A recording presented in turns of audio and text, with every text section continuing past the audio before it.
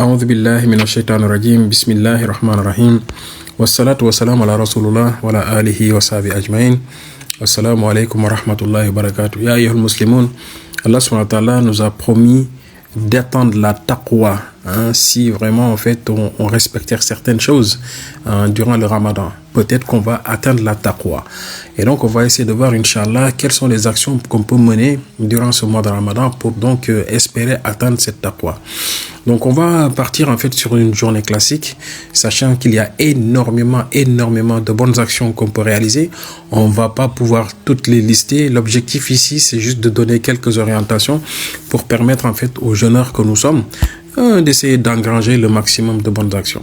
Donc on part sur une journée typique. On se lève le matin, Inch'Allah, donc largement avant Fajr. Donc ici on a le choix. Si on avait déjà fait la veille, on avait déjà fait 8 heures, bah dans ce cas on peut faire d'autres invocations, on peut lire le Coran, faire des invocations, etc., en attendant en fait la prière de Subh.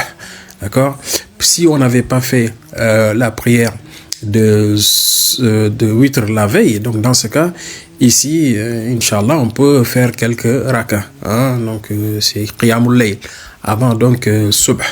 Une fois en fait qu'on a fait ce Qiyamul Layl, Inch'Allah, après on se prépare pour faire donc la prière de Fajr, on fait la prière de Fajr chez soi, ensuite on sort pour aller donc à la mosquée faire la prière de groupe, qui est donc la prière de Subh.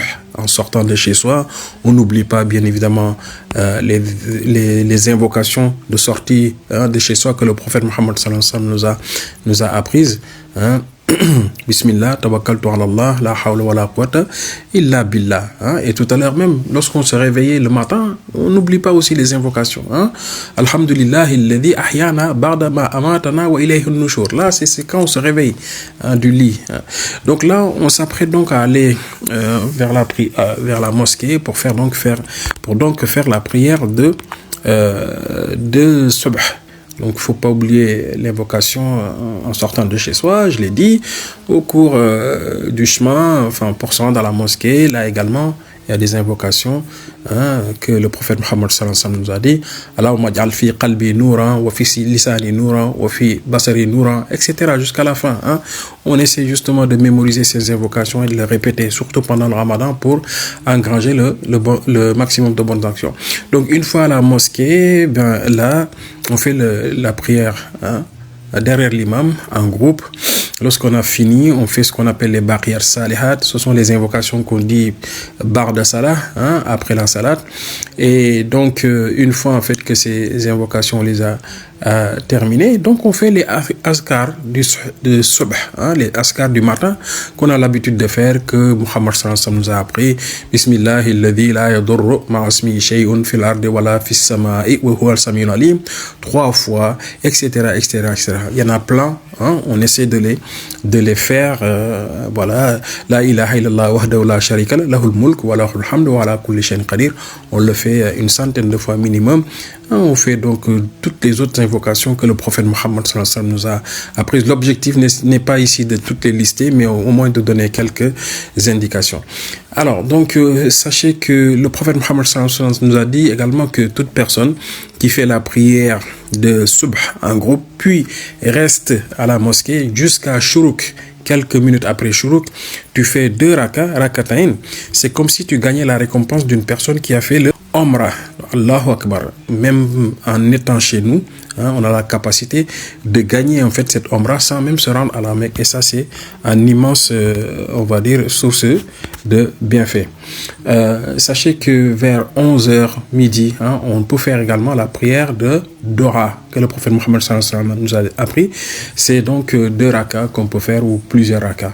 Donc ça, c'est la prière de Dora. Avant la prière de Dhor, on peut également faire ici les sunan rawatib. Ce sont donc les nafilas qu'on fait avant ou après chaque prière. Ici, Dhor, les sunan rawatib, c'est 4 rakas qu'on fait avant Dhor. Ensuite, on prie la prière de Dhor en groupe à la mosquée, toujours. Et ensuite, on peut également faire 2 rakas après la prière de Dhor, sachant que les nafilas, c'est mieux de les faire à la maison, et les prières obligatoires, c'est mieux de les faire à la mosquée. Donc, entre Dhor et Asr, on peut profiter là également pour se reposer, mais également si on a la forme, on peut également aussi faire des invocations, lire un peu de Coran, hein, faire des azkars, hein, réviser ses sourates, etc., etc., écouter des rappels. Hein, donc tout ça, c'est des choses en fait qu'on peut faire. Après la prière de Asr, hein, en groupe, ici également, on peut faire donc les azkars du soir. Hein, comme je l'ai dit, de la même manière que le matin, il y a aussi des azkars du soir, hein, où on fait beaucoup d'azkars, hein, avec des prières sur le prophète Mohammed sallallahu alayhi wa sallam.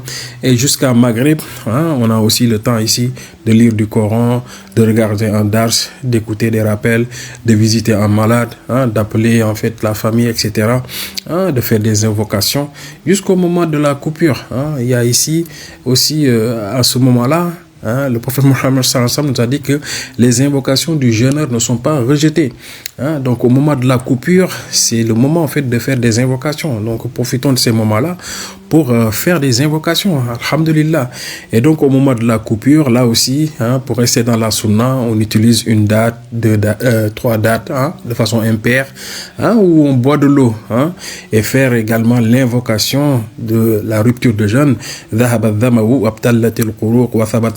Inch'Allah. Hein. Tout ça en fait c'est des invocations donc qu'il faut apprendre. Donc à la fin de la coupure, on prie la prière de Maghreb, hein, toujours à la mosquée ou en groupe à la famille, hein, si on ne peut pas, mais en groupe pour avoir le maximum de bonnes actions.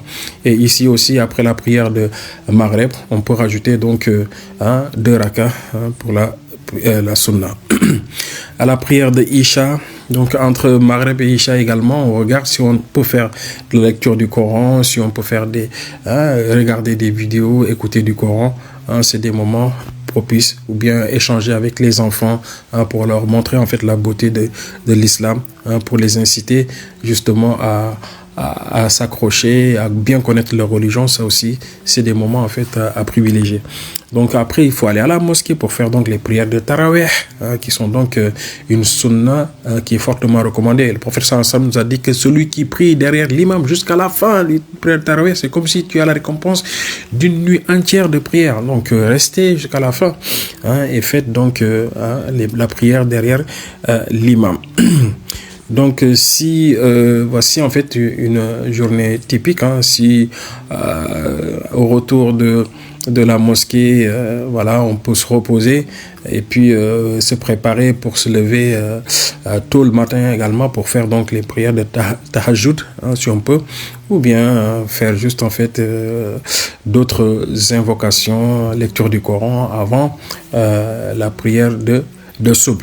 Voici à peu près en fait une journée typique, hein, que l'on peut observer de manière générale, hein, avec plus ou moins certaines adorations qu'on peut augmenter ou diminuer en fonction de son état de forme. Mais voici à peu près en fait ce qu'on peut faire, Inch'Allah.